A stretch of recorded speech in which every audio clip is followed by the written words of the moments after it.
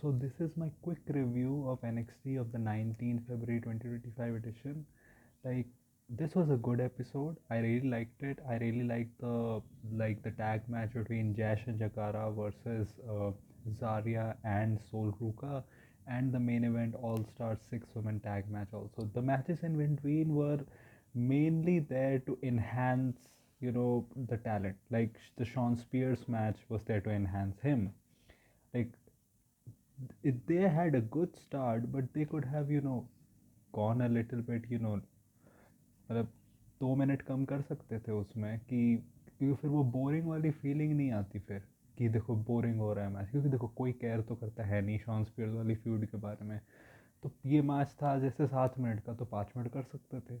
Same with the Andre Chase and Eddie Thorpe match. That was designed to get Eddie Thorpe over, and I think that was a fine match. The only thing that I really don't like seeing that is that Chase you could have gotten over, man, on the main roster. Like if Alpha Academy can, they can too, but they just don't. And this is Andre Chase having a match, I don't know, after his last match against Ridge happened like months ago, and still he's getting a lot of cheers. They're still doing the Chase U sign. Maybe they're building a new Chase U with this, these new guys that are here. Like in the start of the show, you could see that there were many tag teams laid out backstage, which was done by the new Timo Shield as well. And by the Timo Shield, well, the show started with Moose coming to NXT. I think they are really giving TNA a lot. Like next week, we're having both the Hardys and Moose having their matches, and they're going to win those matches. And this is happening on an NXT road show. Like they're going to Cincinnati. This is not happening at the Power Center. The ultimate goal is like Oba will beat Moose and probably Fraxium will beat Hardy Boys, but they're getting a lot. Like this time, this NXT TNA partnership feels a lot more equal than the one they had like last year. And because the Hardys are facing Tavlon and you know his partner of the no quarter catch crew, please don't give him a mic. Like it's not his fault, but so then you also had things happening on the show like Moose is here and everything. Then he's facing Lexus King next week, to build him up for the audience. Then you also had, the most funniest thing that happened on the show was, Carmen won the triple threat match, which was for deciding the NXT North American Women's Championship #1 contender. And then Fatal Influence attacked her after the match, and they just beat her ass. Like in the commercial break, we didn't even see it. Like Americans saw it in picture. We didn't see it at all. They beat her ass. Like Ashante couldn't do anything because he was like, I can't hit a woman. I can be creepy towards them, but I can't hit them. And then they beat his ass with a chair too. Then Stephanie and Julia came out. Then Jordan came to, even the odds, and it was announced a tag match in the main event. I think I'm really liking that finally Zarya has some direction with Sol Ruka. It's just that what is the end goal? Because right now, with the women's tag team titles, what we are seeing is that it is probably going to Liv Morgan and Raquel, and they're probably going to be involved with something with Alexa and Nikki in the future, probably with the Wired Six stuff. So, like, I like that she finally has a direction. Like, they as an odd couple have chemistry. They had a really good match with Jash and Jakara, like many tag team maneuvers in the match also. It's just that I don't see what the end goal is. In a way, like if you have the women's tag team championships even be NXT exclusive, that it can work a lot better for them, because it feels like the women's tag team titles on the main roster kind of binds a lot of women. Like it kind of forces them to be in like one corner. Like you can never like fully push Bianca and Naomi in like the singles division. You can only do it to a certain extent because they are a tag team. So it feels like it probably be better for the main roster if the tag team titles are not exclusive there. Like if the tag team titles like go for like a 4 month 6 months period to like an NXT women's tag team and it stays there. Like it kind of frees up people to go into the various singles divisions that you have, kind of like the Intercontinental and the United States Women's Title division. And then also like, well, one thing is, then after the Eddie Thorpe match, you had, Trick Williams in like a. Do you remember when Undertaker like woke up in the casket against Yokozuna and everything? It was kind of like that. I thought it was the Timo Shield coming in to, attack him, but it was not. It was Trick, and he said, it's not done until I say we are done. So that this feud will continue. Then you had the Ricky Starks, or Corey Graves kind of revealed it in the end. It's Ricky Saints most likely. That Ricky Saints is not a bad name. It's just very weird.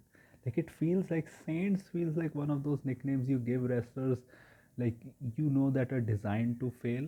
I know he won't fail, but like Ricky Saints, really?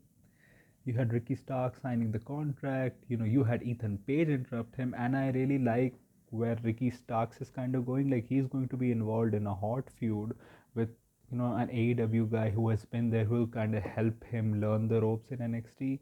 Like Wesley, who is an NXT veteran now, and Javon Evans, who is a rising star. So I like him. He's in this feud. This feud is hot also. And also like Ricky Starks, I just don't like his current type of gimmick. His current gimmick is he's kind of amazed at how chaotic NXT is. I just want him to be the Revolution Ricky Starks, like just be like the one who talks smack on the mic, who flirts with girls and all. He did the flirting with Sarah Schreiber backstage, but apart from that, like I like, okay, get over how NXT is chaotic and all. Like be Ricky Starks. Like in this promo, it was essentially Ricky saying that people like Javon, they always come back. Javon attacked Ethan, then Wesley showed up because Ricky kind of interrupted Wesley's promo backstage, and then Wesley was like, no one interrupts me, and Ricky was like, you want to fight, let's have a fight. And it was decided next week, but then in the backstage confrontation, what happened was that it was decided that they're going to have a tag match next week.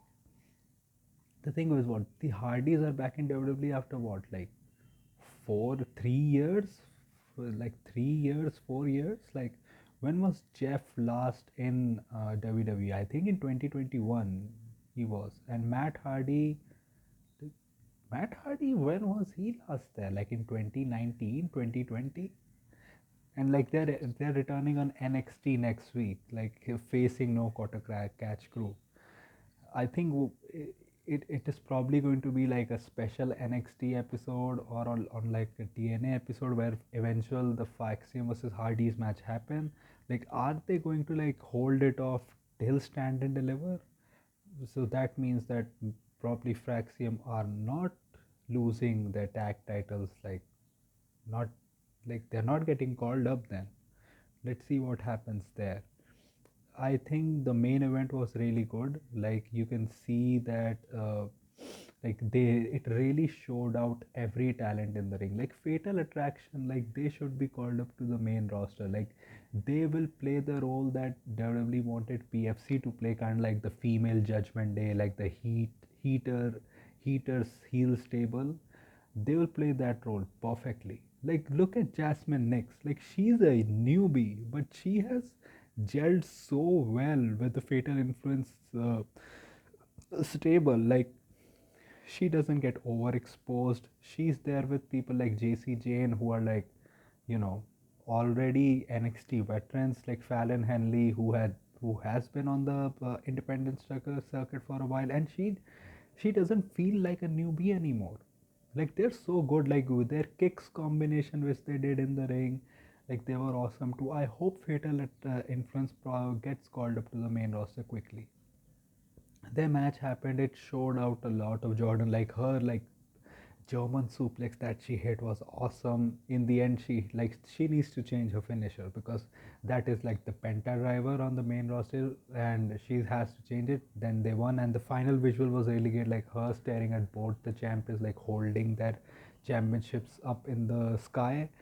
I also liked that Booker T and Corey Graves were really funny during the Andre Chase and Eddie Thorpe match. Like they were dunking on like what Corey Graves were dunking on his high school teacher, like mocking Andre that he's the one who hangs out with the kids, like calling himself Mr. T and all. You also have Booker T saying, "What do they teach at the university?" And Vic Joseph like, "It's written on the shirt. It's Chase you." I really liked them on commentary in this match.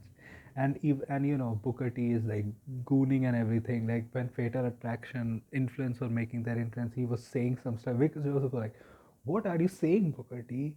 And then he did it when she Steph hit with the thighs around the neck attack, and Booker T went all gooning and all in that also. So I really liked this episode. I really liked the final match and the tag match before that. Also, like backstage, stuff happened where in the end of the show, like Timo Shield attacked Stone and everyone, and they were writing no one is safe. So let's see where this goes. They clearly have big plans for whoever this new group is. Let's see what happens. So it was a good episode, like high 3 out of 5, 3.5 out of 5 show for me. So that was it for me for right now. If you like this type of content, like, share, and subscribe. If you don't, share it with those who do. So my social media links are in the description. Go follow me on that. My UPI ID link, Shabba, okay, ICICI is in the description too. So donate any amount of money which you can so that it can help me make YouTube a permanent career option. So that was it for me for right now. So thank you. Goodbye. Alvida.